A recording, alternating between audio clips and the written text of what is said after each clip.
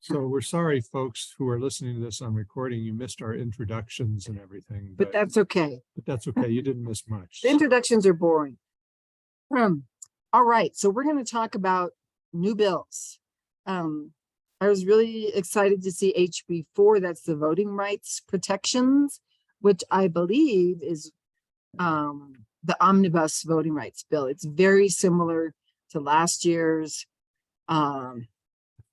You know, it has, sorry, I didn't have my notes out here and ready. It makes Election Day a holiday. Yay. Yeah. It improves access to for Native American communities, voting in Native American communities. It creates a volunteer but permanent absentee voter list. It reinstates voting rights for felons as soon as they're released. It makes vote by mail more accessible. So that bill has been introduced, HB4, voting rights protections, and it is scheduled to be heard on Friday morning in House Government Elections and Indian Affairs. And I sent an alert out a couple of hours ago with the info about that hearing. The next one, I was even more excited to hear, or to see, I should say, is HB7, which is Reproductive and Gender Affirming Healthcare Freedom Act.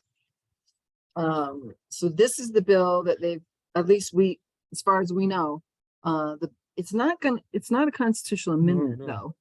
But what it's going to do is it will include psychological, behavioral, surgical, pharmaceutical, medical care for to support anything to do with gender identity, and also anything around pregnancy, abortion, pregnancy loss, STDs. So, and it prohibits any discrimination against a person who uses those services, and it also prohibits punishment or prosecution for any of those types of health care, whether you're delivering them or receiving them. So that's HB7, Reproductive and Gender Affirming Healthcare Freedom Act. And that too is scheduled for a hearing on Friday morning in Health and Human Services, House Health and Human Services, Friday morning, also at 8:30. I was like, those are two bills I really want to follow, but they happen to be scheduled at the same time. So anyway, those two are coming up. You want to tell us about the next one, Paul? Yeah. Oh, wait. Somebody's got a question. Yeah, go ahead. Indeed. Yeah. Can Martha Bird please move her camera down, as the ceiling fan is causing strobing with the lights behind it, and it is seizure-inducing. Thank you. Okay. Thanks. Sorry about that. Okay, go ahead, Paul. Okay, so SB 290 is the long-awaited Health Security Act bill, but it's not called Health Security, and no one should talk about it that way. It's basically, we're concerned that the governor would just veto any bill, or that it wouldn't get through the House or Senate or one of the other chambers if it was labeled as House Security. There's a lot of money involved in stopping this bill because in this process, because a big part of it, and this is the bill that they've introduced, is about studying, actually I don't even use the word study, analyzing the strategies that can curb the drivers of cost increases in healthcare. So they're not going to introduce the Health Security Act. This is what they're introducing this year that's related to that. And it's asking for $400,000 to continue, basically to continue to the design process and answer the questions that were part of the design process, but do it under a different label, so that it would be much more difficult. It would be difficult for the governor to veto a bill to examine how to reduce healthcare costs. I mean, that's not an easy sell as being something I oppose. So that's the strategy. SB 290, healthcare cost drivers analysis. They're also hoping to use junior money to help fund that. I have been told by Senator Worth that won't fly, and I've told Mary Feldblum that. She keeps talking about it as if it will. So And that was introduced by Senator Jerry Ortiz y Pino. Just a quick second for a question that Ray Allen put in the chat. Yeah, I think other people were having trouble with Senate committees this afternoon.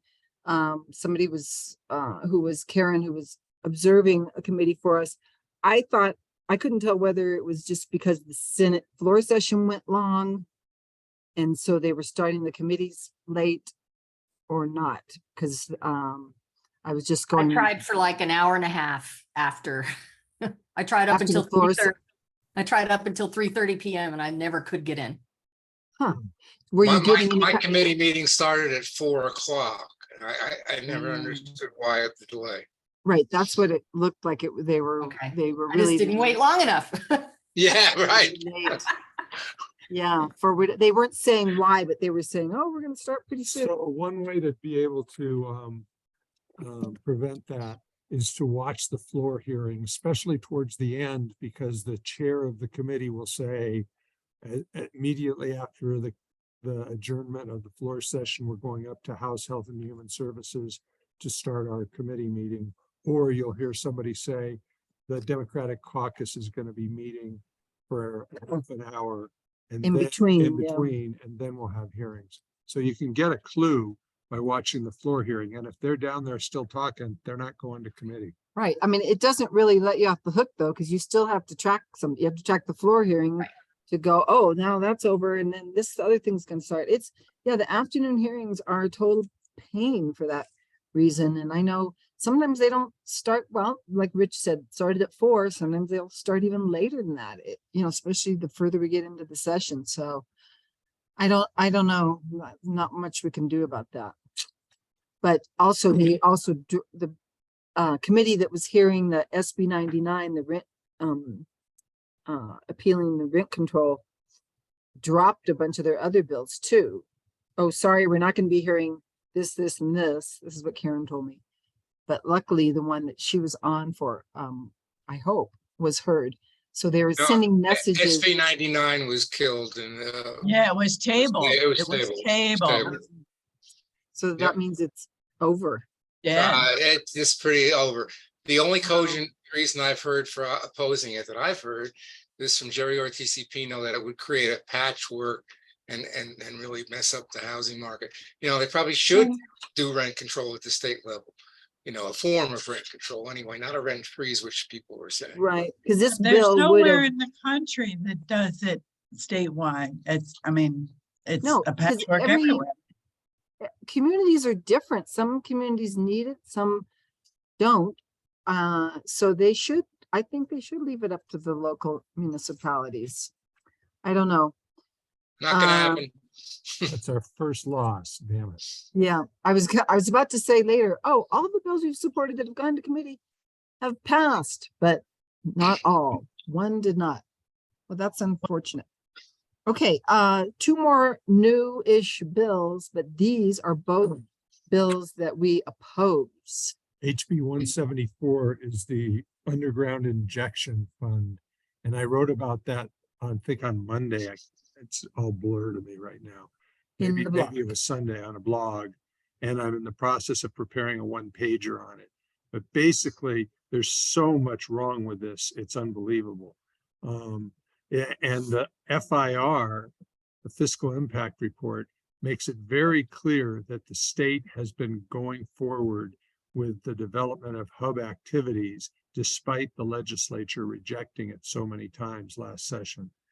They even state that we've got projects lined up for years, and we need the feds to give us primacy authority over these injection wells so that we can officially regulate them.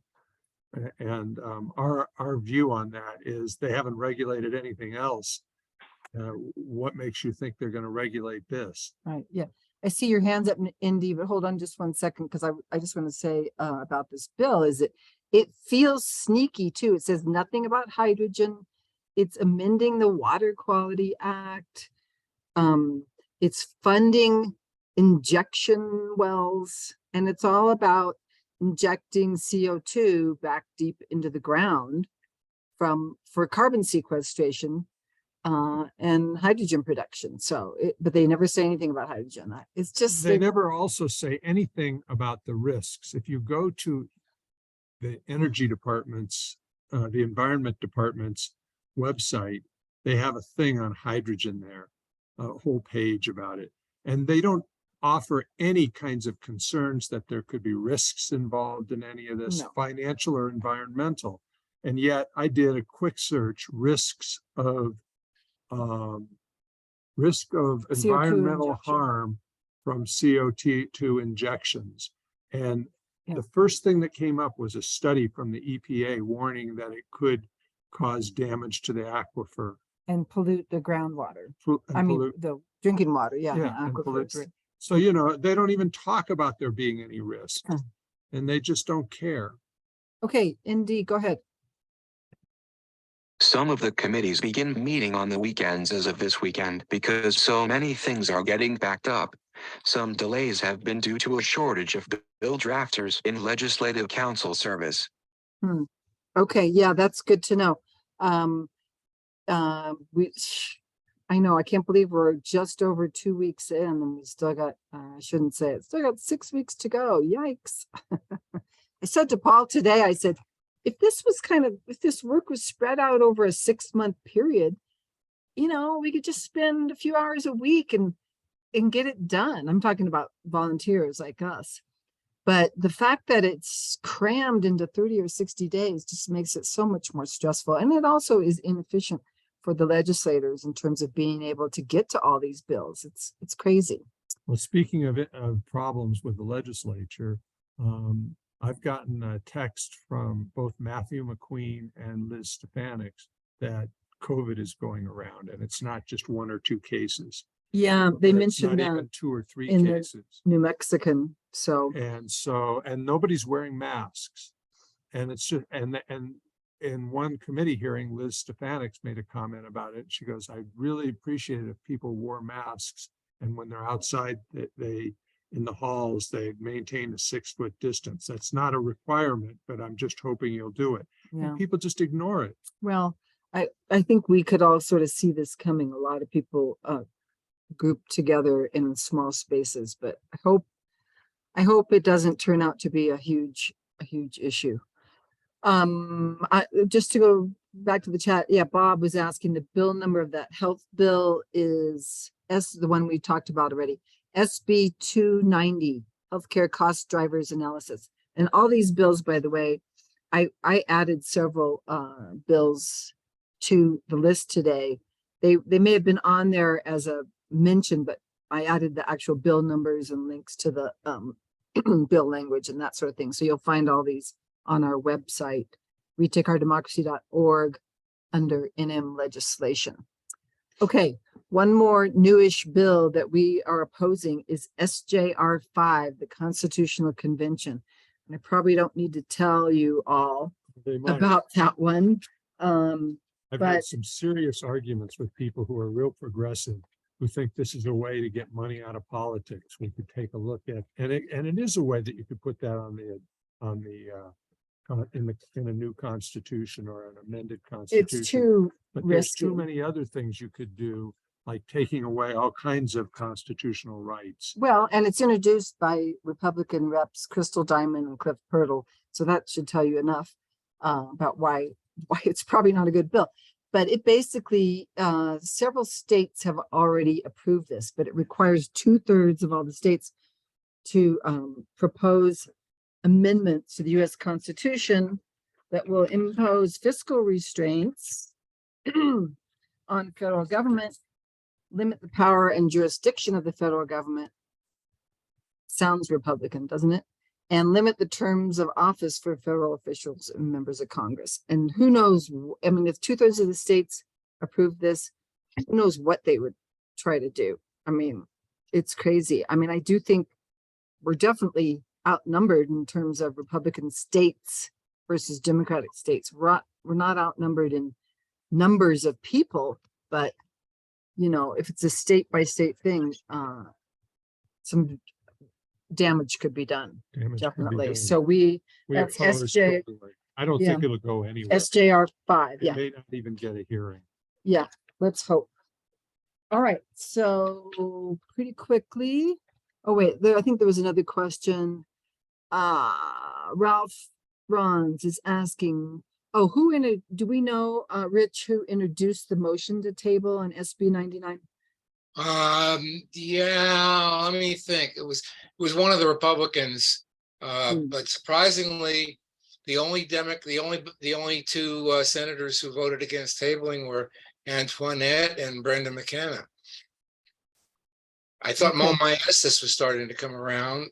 He said he thought rent control was necessary, some kind of rent control was necessary, and then he voted to table it. Although he might not have known what was going on because he just came back from out of the room. But yeah, it was very strange. Yeah, Hmm. okay. I know, and Bill Laura, Tallman Bill Coleman kept saying over and over again that rent control wouldn't work. He didn't offer any specifics, but so yeah. okay. Thanks. And thank you, Laura, for that link to Alex Greenberg's presentation on the hydrogen hub. Yeah. And I guess what I meant when I said they're being sneaky about it, the bill, I think they're slipping these bills in without adding any, buzzwords like hydrogen or carbon sequestration, because they know that those are red flags for people. But yes, the state is moving forward aggressively with hydrogen hub. So I don't know if we're going to be able to stop it or not. Well, it's not true that nobody's wearing masks. I'm sure that's Okay. probably right. All Yes, right. that Paul tends to be a little hyperbolic sometimes. Matthew said he's the only one, so maybe Rachel saw Matthew. Okay, so now let's talk really quickly. We don't need to talk about any of these, but I just sort of went through today and I noticed there's several bills that have been assigned to committee that have been around for a couple of weeks or more. Some of these were introduced before the session started. Almost all of them have been around at least 2 weeks, and they have not been scheduled for a hearing yet. HB 100, that's the 14-day waiting period for firearm sales. And that's House Consumer and Public Affairs.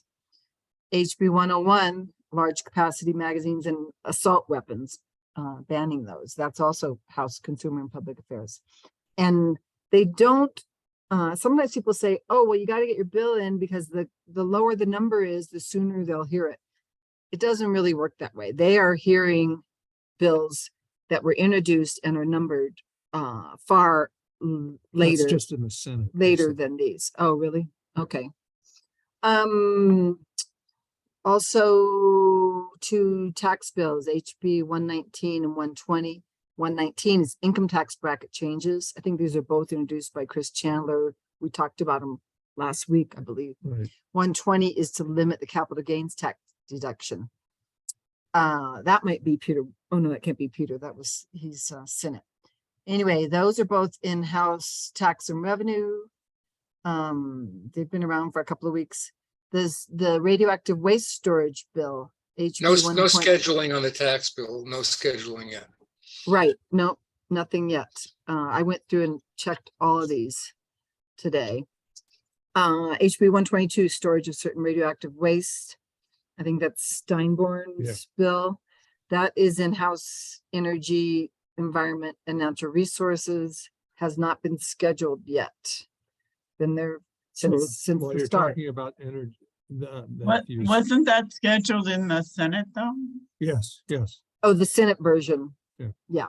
And sometimes the Senate version will go through. Right, It doesn't I'm matter here. what happens to the other one. So I believe the Senate is, the Judiciary Committee is maybe gonna hear it tomorrow. I should know by tomorrow. oh, the Senate version. By The Senate tomorrow. version, yeah.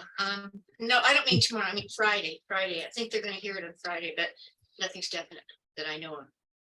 I'll let you know. Okay. I'm just looking to see what. So one thing I just want to alert folks to, and this is based on conversation with a couple of legislators, and that is that some committee chairs may not hear bills if they don't feel it has a chance to pass through the whole legislature, because they don't want, there's a time crunch, and if they spend 3 hours on a bill and pass it, and then it just is tabled, or it just doesn't have can't get through, or dies in the other chamber, they spent the time for nothing, or that's their view. And that's what we're concerned about local choice energy and the Green Amendment. So Mhm. Okay, yeah, go ahead, Indy.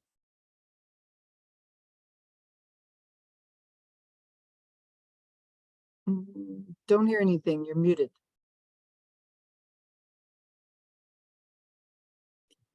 Okay, no, I don't think so.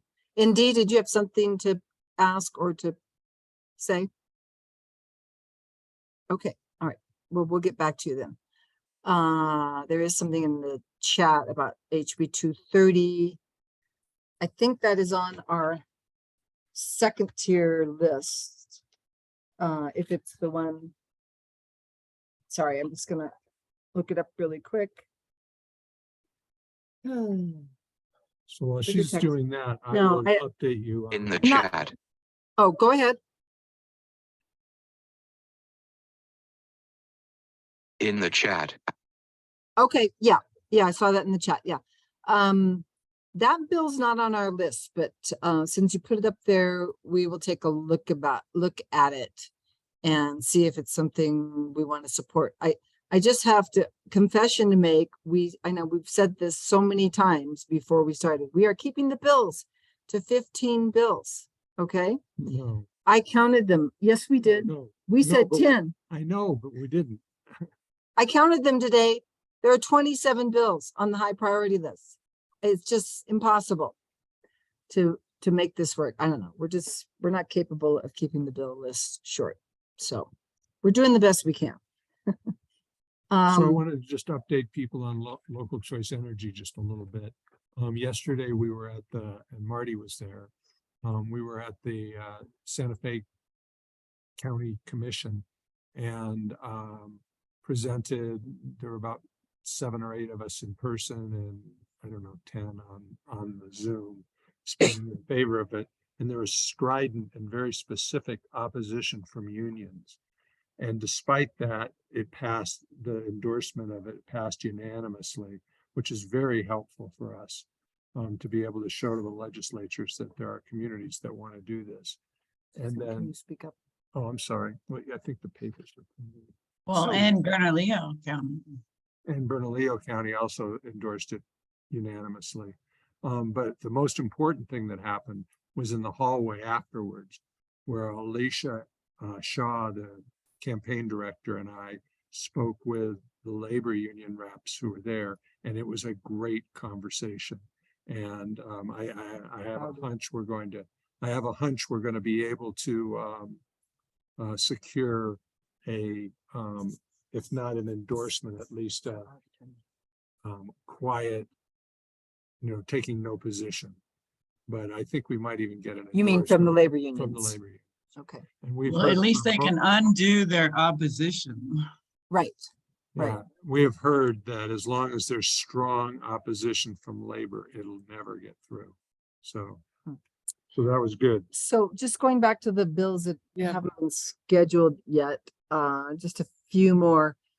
And then what we're gonna do with this list, I'm gonna keep an eye on these, and if they're still not scheduled in another week, I'm gonna, in the alert, we will ask you to write to the committee chair and really try to push them to get it on the schedule. Committee chair and the vice chair, I guess, right? Right. Yeah. So HJR 2 and HJR 8, those are legislative session changes and legislative salaries. Those are the two that are around modernizing the legislature, making the 30-day session into 60 days. Didn't I send you an Establishing- email that said that they were probably going to be Yes, heard but we Monday? just heard today that they might be heard on Monday, but so far they haven't been scheduled. So we're keeping an eye on that. We'll let you know if we see information, some solid information about them being heard on Monday. Green Amendment, HJR 4 and SJR 6 has not been scheduled in either the House or the Senate. So, get on the Zoom with us tomorrow and we'll talk about that and they can let us know what we should do. I think a note, if you're on the Green Amendment email list, they sent out a note today asking people to write to those committees. So we're not really asking you to do that yet, but if you get that note from Green Amendment, sure.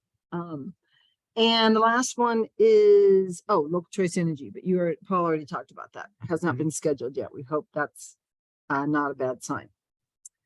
No, Okay. I'm sure, I mean, Bill's sponsor is Liz Stefanik, so I have a hunch, and it's in her committee, so she's gonna hear it. Okay, and Ralph is asking about, is Cinder Souls gonna sign on? Right now it's just Carrie Hamblin. Does it have other sponsors? We can ask them tomorrow. Oh, no, I'm sorry. That's not Green Amendment. Local Choice Energy. Do you know anything about other sponsors? Yeah, I have to look it up. There's a House sponsor. NM Lee just only shows one sponsor being Carrie Hamlin. And I was just wondering if we could reach out, if you recall, my recollection, though vague, is that Senator Sewells had introduced something like a Local Choice Energy Act in past sessions. I think you're right about that, but I think what he did was enter a clean ETA bill. In other words, I don't remember if he did. Remember that? local I choice do energy. remember that one. Okay, well, I won't keep you from going well, we can on. look in, you can look into that, right? Yeah. Where are the other sponsors in the House and the Senate? And is a bill going to be introduced in the House too? Yes, I think it's Natalie Figueroa, but I'm looking it up now. Oh, okay. All right. Well, Paul looks that up. We can move forward. Do any of you have bills that you've heard about that you want us to know about, other than maybe one or maybe more than one that was put in the chat? Yeah, if you put it in the chat, we will look it up. Or do you have information about bills that you want to share tonight?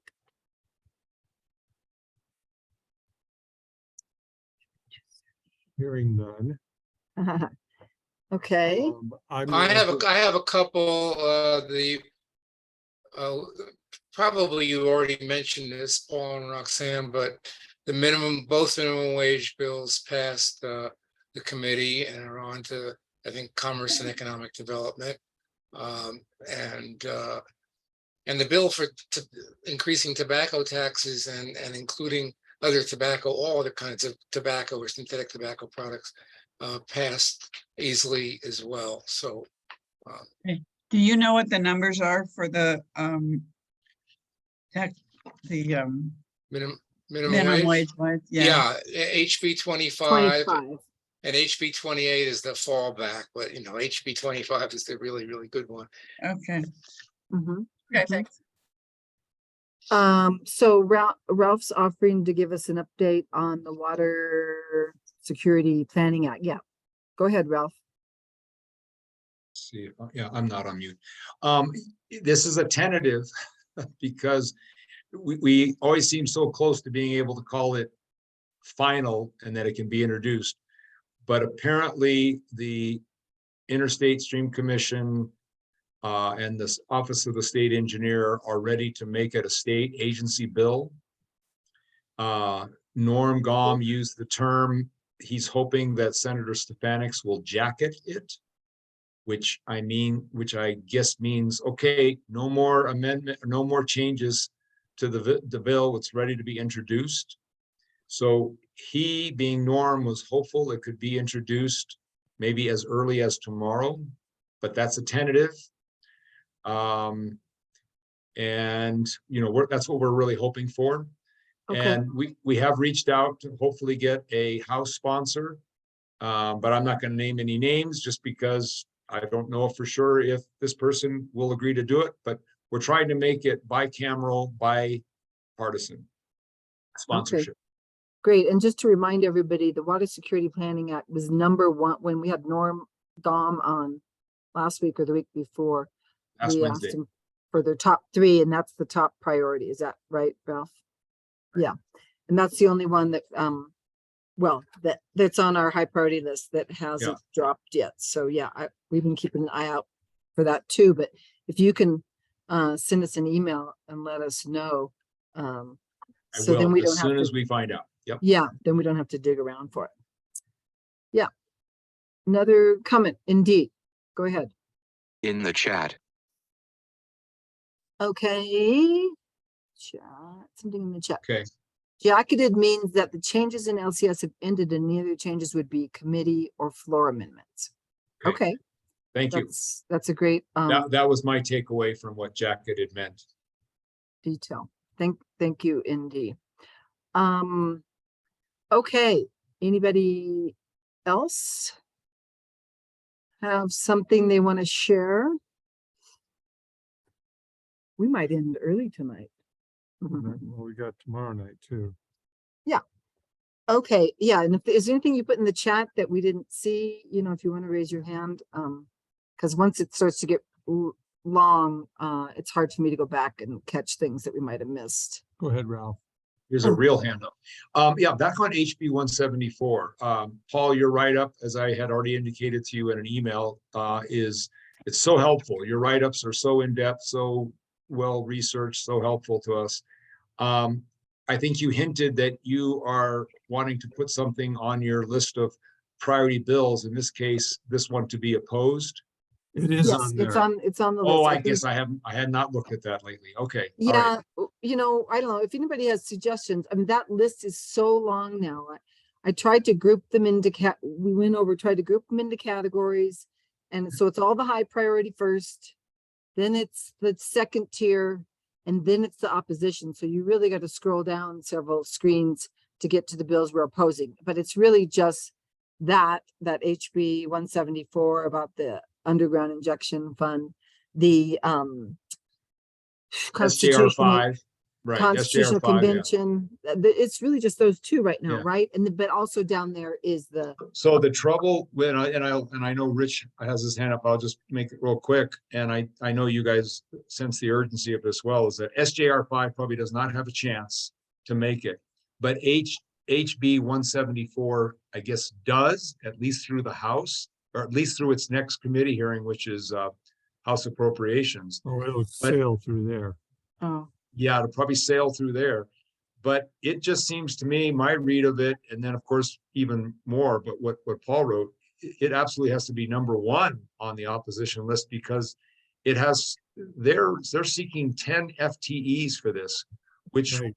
that will suck. I mean, in a legislature and an executive that does not want to give out FTEs, is very stingy with FTEs.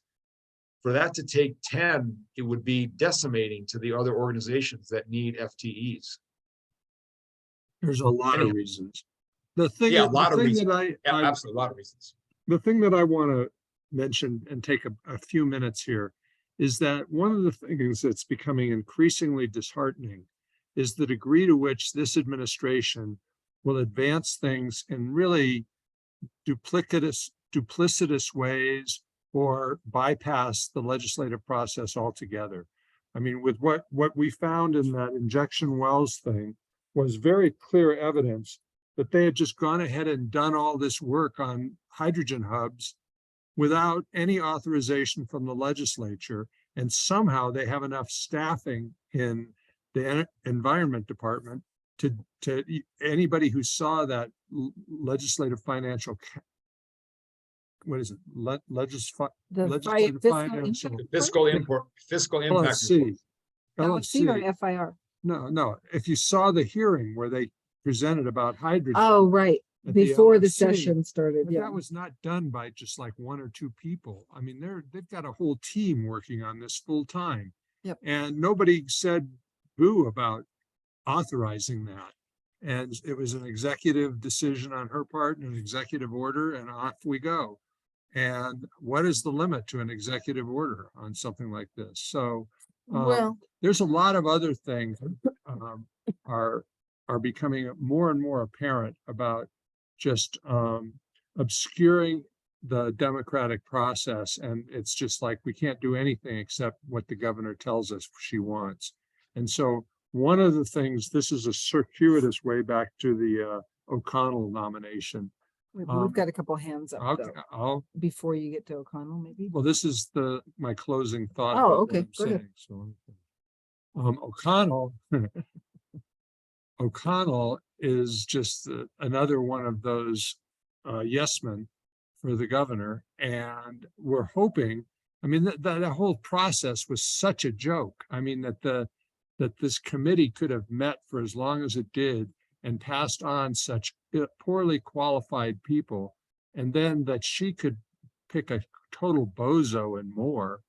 And then, who, basically shot himself in the foot for the nomination, continually saying, I'm not qualified. The one that then, He Stepped finally down, yeah. stepped down. And then another one who's so obviously got conflicts of interest and will do the utilities bidding. It's just appalling. that's Patrick O'Connell. And of course, you probably already know, all of you, that he did say he would recuse himself if the PNM Avangrid merger comes up again, but Which then leaves not you really with two enough. people deciding one of the most That's a huge important thing. decisions the state has ever Yeah. made. yeah, so stupid. So it's just I mean, at some point I got to do something about the connecting the dots of all of this. Yeah. But anyway, So Indy, yeah, sorry about the closed captioning. We will definitely work on that for next time. And is mentioning there's a town hall on this Saturday with Cinderworth and Ben Ray. Oh, no, I think it's Tara Lujan. yeah, not been right. Yeah, Cinderworth and Tara Lujan. We saw that. If you're in San Fe, I believe it's at 1420 Cerrillos. No, it's not. It's at this, Yeah, that's no. what I saw. it's not. Okay, well, that's what the Democrat Party said, but maybe. Oh, they're wrong there, or somebody. I'm Did wrong. you have something else to add, Indy, or was that just what you wanted to note in the chat? Oh, okay, hand down. Oh yeah, oh, I'm sorry. Then somebody said, yeah, not Ben Ray, Lujan, Tara Lujan. Yeah, sorry, I can't, there's messages below and I'm not getting to that. Somebody's Which- commenting that Janelle, whose name is really hard to pronounce, was pulled out of the Aniananu was pulled out of the hearing and didn't get to vote on independent redistricting. Yeah, and Michael Spurberg McQueen was asking, it's going to judiciary, I guess, next. So that is on our second tier list. We just could, don't have the capacity to move that up, but we're definitely supporting it. So know that that did pass in the committee that heard it. I think it was yesterday, or the day before, but it's expected to have a harder fight in judiciary. So if you want to write to them, that would probably help. Okay, yeah, see, and Indy's saying it's Saturday at Democratic Party headquarters. That's 1420 Cerrillos. That is, Yeah, and I see, yeah, so not Lujan. With the hydrogen, Elaine Gush is saying with the hydrogen hearing before the session, didn't Patty Lundstrom have a lot to do with that?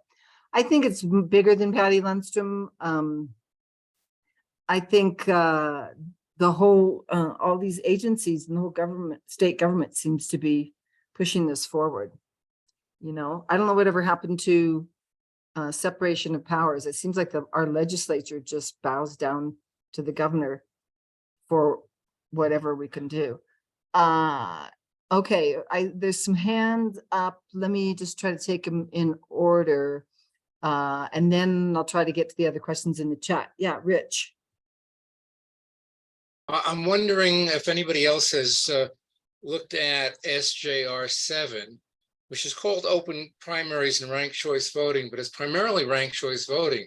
It would establish Alaska-style ranked choice voting. There wouldn't be a Right. Democratic and Republican Party. It would be like the Albuquerque mayor election. And the top 5 would go for a ranked choice voting runoff, and Alaska it's the top 4. The more that go to the runoff, the more pure, the more closely resembles pure ranked choice voting. Seems like it's worthy of considering support. Yeah, I if think anybody Dick else- Mason from League of Women Voters was on last week and was Mhm. telling us about that one. So we do have some more information on it. We just haven't had time to really look that closely well, at and it. apparently, I think, Rich, you were telling me that it also precluded people swapping parties. It's just basically DTS. No, that's not quite it.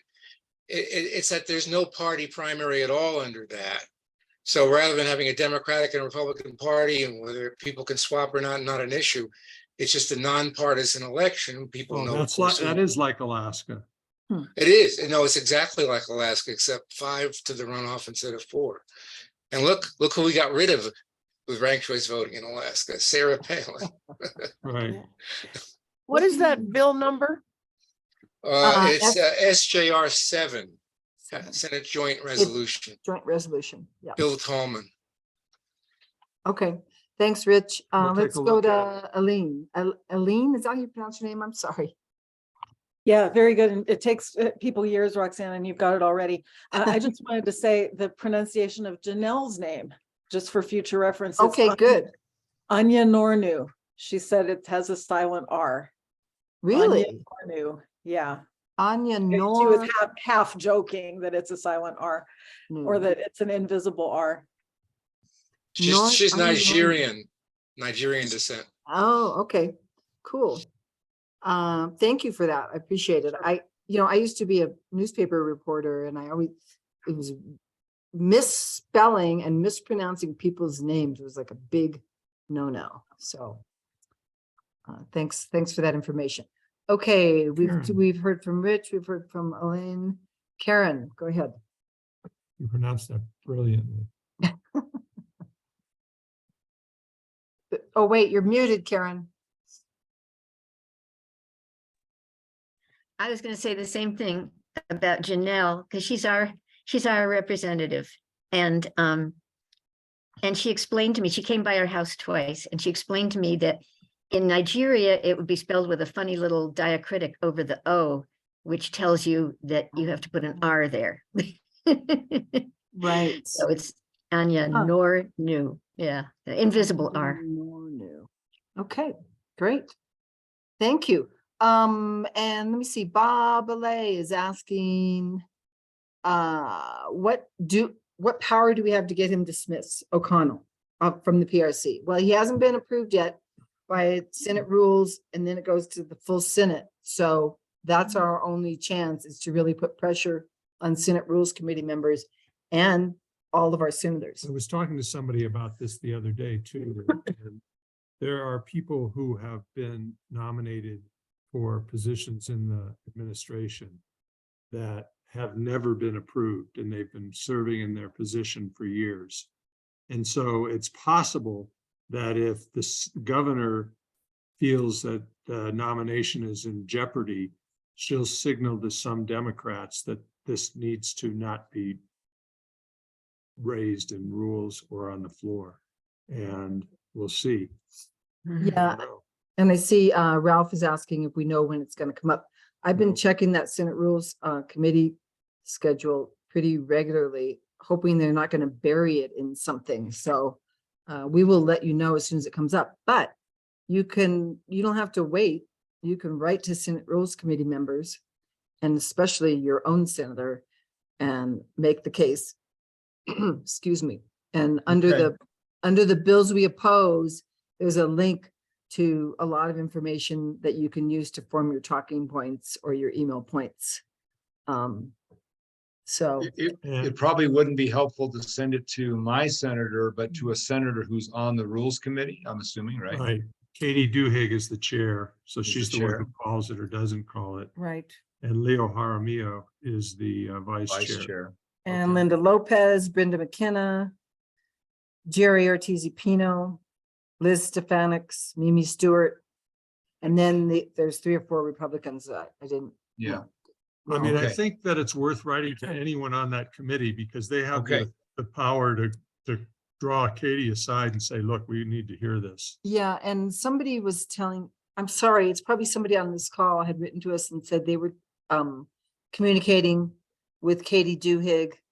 Maybe it was Jeff Selesky, and I don't know if Jeff's on tonight, but and she was shocked.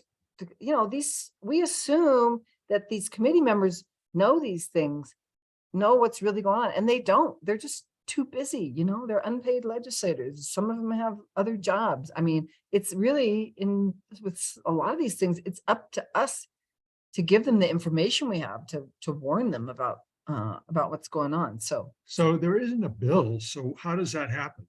I mean, do they just, I mean, I've been there before in They'll rules, just list where they'll it on the list committee. like 15 people. Yeah. And it's just, 15 minutes on each and it's a love fest, but I have a hunch this won't be a love fest.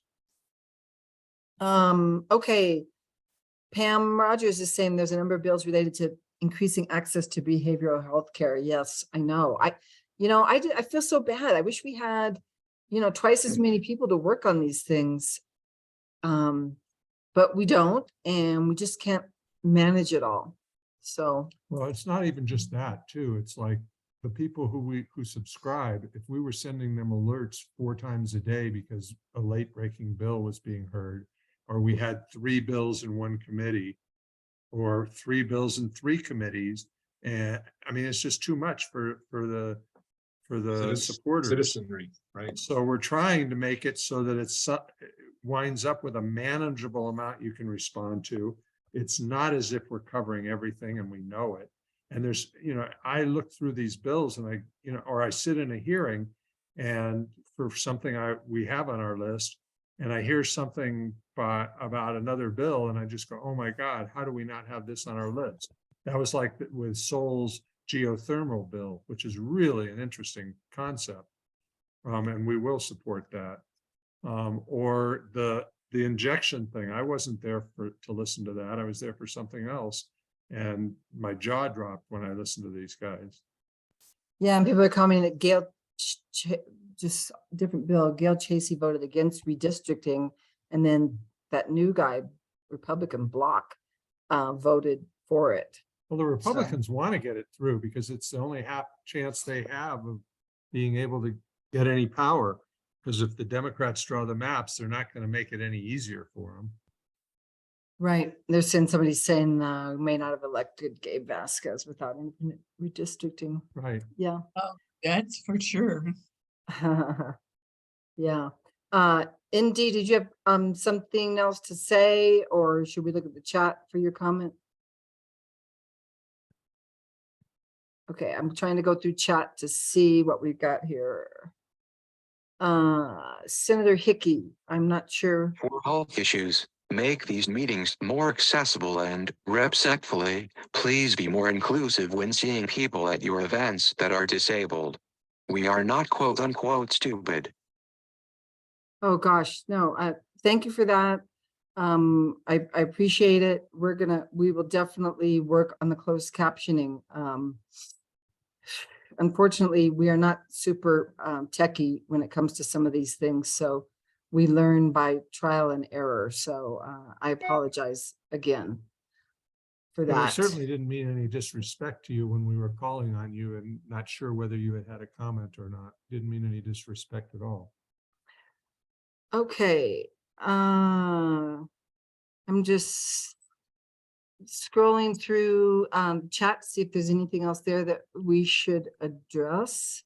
There's several things about redistricting. Yeah. All right. I was going to ask about. Is there anything else? I know, of course, The closed captioning only. It is how some folks have been treated at your events. I'm assuming you're talking about Zoom events, because we haven't had an event in person in 3 or 4 years, but I'm really sorry about that. It's always good to hear what's going on. I admit sometimes we just aren't aware of it, so we need to be told. So I appreciate that.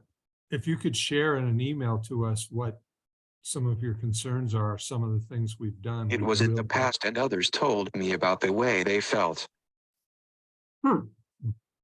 Yeah, it's been quite a while. We haven't had a meeting in probably at least 3 years, but yeah, I'm sorry about that. I mean, it could have been the space that we used. I'm not sure. I'm not trying to blame anyone, but yeah, if you want to share more details with us on that, we'd be happy to hear them.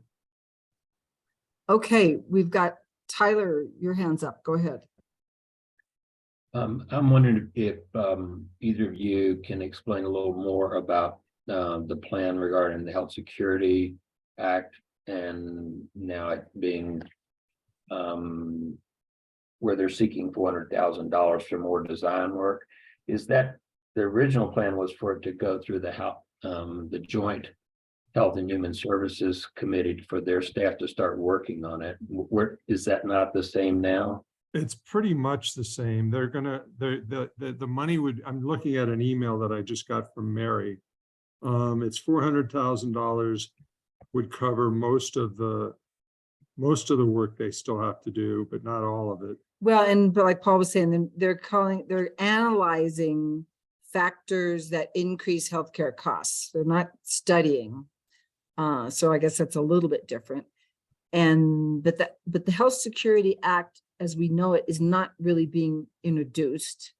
There's all these different facets that they're trying to get set up and through in the meantime, and then will they eventually Oh, introduce yeah, it? they'll have to, but then they'll see, the thing is that when they go through this process of analyzing the cost drivers and can identify how to reduce pharmaceutical costs, can help, they identify how to support rural hospitals so they don't go bankrupt. If they can identify how to make it simpler for doctors to enter and reduce their administrative burdens. If they do all of those things, and that's all piled into the Health Security Act, then there's going to be a world of support for them from the medical community and from health professionals and so forth, because now we know what it is completely, and they're designing it with those people. So the hospital people are at the table, the doctors are at the table, and they're going to design something that works. And they're looking at, what has been most effective in other states and other countries.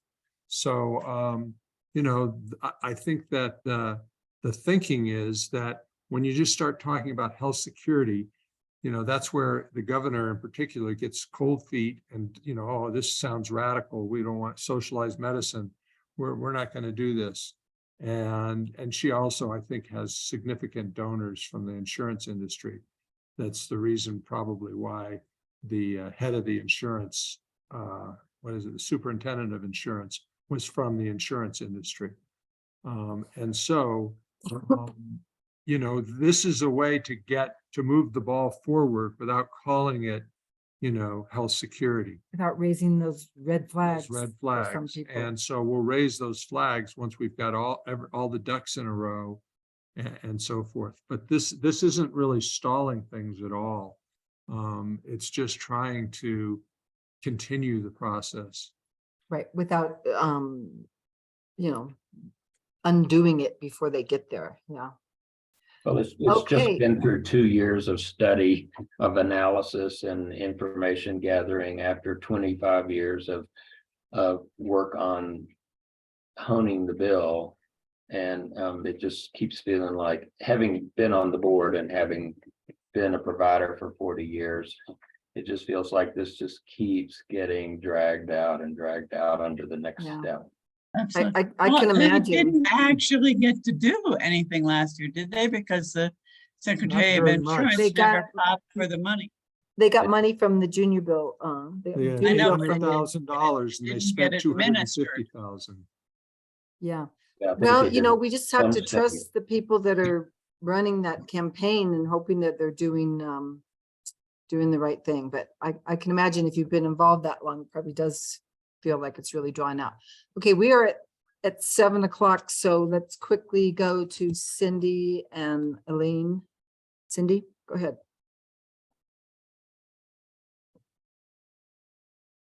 Yeah, I'm not sure this is a quick discussion. I've been stewing about the Green Amendment ever since we talked about it earlier on. And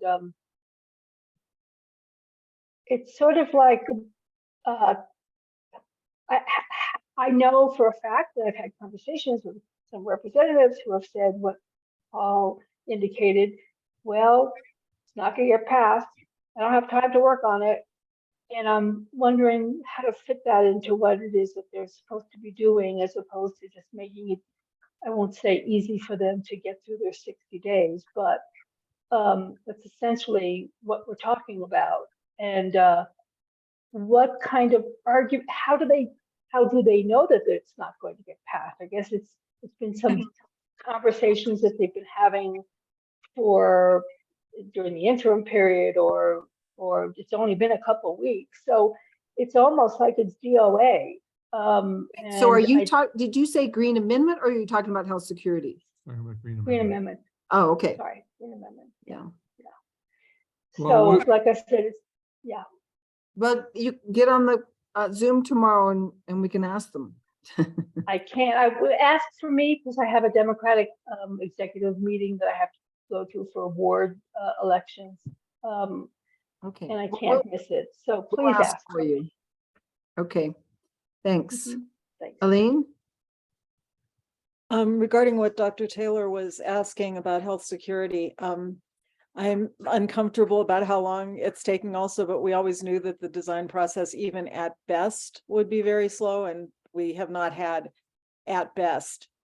But in the past year, the Office of Superintendent of Insurance did practically nothing on this, and it's maybe not that big of a surprise, and the reasons could be a lot longer than what we have time to discuss, but I wish Dr. Taylor had been at recent meetings and he would understand more of why things are the way they are right now.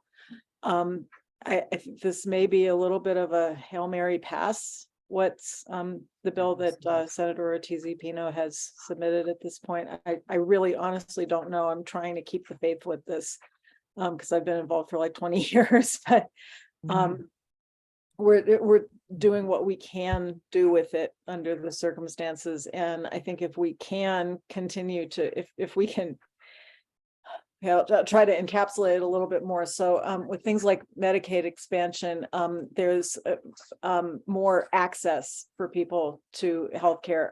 The governor seems to be working at the access side, but we're not doing anything to control costs. And so what Mary Feldblum is saying right now is we have to be very definite about trying to control costs while we're trying to expand access. And that's something that seems like it should fly politically, and it's something that we just plain need to do. Right. And that's my best understanding of the situation right now, which may not be all that good. Okay. No, I think that's pretty much what Thank- Mary's explained to me. Yeah. Thanks for that. I'm sorry we can't talk more about it because we are already running over, but Ralph. and I apologize to everybody for that. But Ralph, do you have a quick comment? Yeah, my quick comment was to Cindy Pabst, and I don't have any inside information on this, Cindy, except that what has happened in past, going back 2 years with the Green Amendment, is that any joint resolution has to go through Senate Judiciary. And the chairman of the Senate Judiciary is totally unfair, without a doubt. You know, the deck is stacked in that committee. And if he alone, the chair, decides that he doesn't want to have something heard, or he doesn't think it has a chance to pass, or he doesn't think it's needed, he won't schedule it. And that's And the so I think calculation that Matthew McQueen is doing. And that's the calculation, right, exactly, that I think a lot of these legislators make, is that, okay, we're going to do this. You know, we're the people's house, but we know the deck is stacked against us if it has to go through Senate Judiciary. That sucks. Yeah, it sucks. Okay. Thanks, Ralph. There's just tons of thank these you. little barriers, and People with too much power, you know, in these committee chair positions. We Yeah, got rid of like Patty Sir Lundstrom. Francis, exactly. we got rid of Patty Lundstrom, but we inherited Nathan Yeah, and we Small, got rid of who's gonna be Dr. the No, you know, John Arthur Smith, but you know, you get rid of one, another one pops up. second guacamole. Yeah. Thanks for being here, everybody. We really appreciate it. It's great to hear from you all, and join us tomorrow if you can. The info's on retakeourdemocracy.org under actions and events for that Green Amendment Zoominar, and then we'll be back in the huddle next Wednesday night at 6 o'clock. Just curious, Hope to see you then. do any of you have Meredith Dixon as your representative? Okay. All right. You're recording tomorrow night, right? Tomorrow night will be tomorrow night Yes. will be recorded. Yes, Yes. it will be recorded. Thanks, everybody. Bye. Bye-bye. Good night. Good night. Thank you. Night. Thank you, Roxanne. and Paul. Thank you.